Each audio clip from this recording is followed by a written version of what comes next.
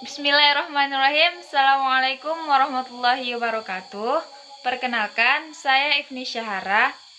Saya akan menjelaskan makalah kami yang berjudul Kalimat Efektif bersama teman-teman saya, Intan dan Lesti. Pengertian kalimat efektif. Kalimat efektif adalah kalimat yang dapat mengungkapkan gagasan penulis secara tepat sehingga dapat dipahami oleh pendengar atau pembaca secara tepat. Efektif dalam hal ini adalah ukuran kalimat yang dapat menimbulkan gagasan atau pikiran pada pendengar atau pembaca. Syarat-syarat kalimat efektif yaitu secara tepat mewakili pikiran pembaca atau penulis. Selanjutnya, mengemukakan pemahaman yang sama tepatnya antara pikiran pendengar atau pembaca dengan yang dipikirkan pembaca atau penulis. Ciri-ciri kalimat efektif. 1. Kesatuan. Yang dimaksud dengan kesatuan adalah terdapat satu ide pokok dalam sebuah kalimat. Contoh kalimat yang tidak jelas kesatuan gagasannya. Pembangunan gedung sekolah baru, pihak yayasan dibantu oleh bank memberi secara kredit, atau terdapat subjek ganda dalam kalimat tunggal. Contoh kalimat yang jelas kesatuan gagasannya, yaitu pihak yayasan dibantu oleh bank yang memberi kredit untuk membangun gedung sekolah baru. Ciri-ciri kalimat efektif. 2. Kepaduan koherensi.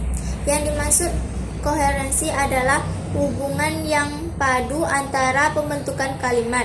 Yang termasuk pembentukan kalimat adalah kata prasa, klausa, dan serta tanda baca SPO pelket dalam kalimat. Contoh kalimat unsurnya yang tidak koheren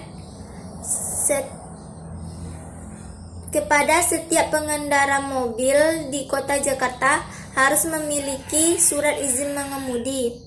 Contoh kalimat yang unsurnya koheren. Setiap pengendara di kota Jakarta harus memiliki surat izin mengemudi. Ciri-ciri kalimat efektif. Yang ketiga, keparalelan.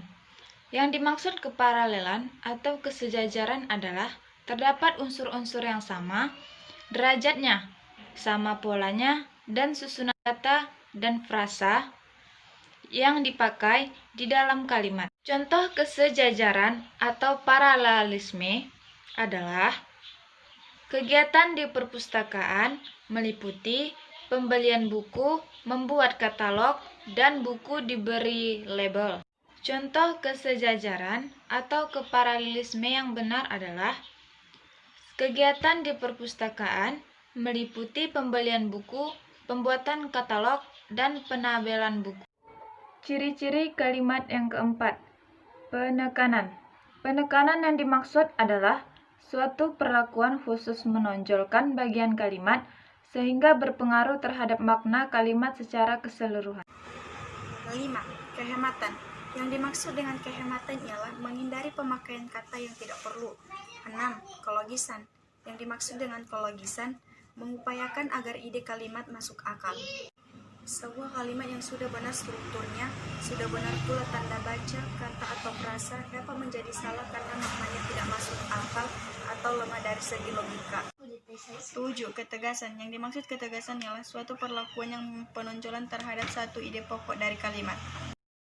Selanjutnya adalah kesalahan dalam menyusun kalimat efektif dan kebetulan. 1.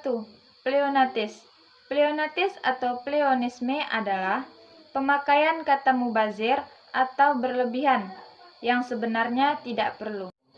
Contohnya, banyak tombol-tombol yang Anda gunakan. Kalimat ini seharusnya yaitu banyak tombol yang dapat Anda gunakan. 2. Kontaminasi. Contoh kalimat yang mengandung kesalahan kontaminasi dapat kita lihat pada kalimat berikut.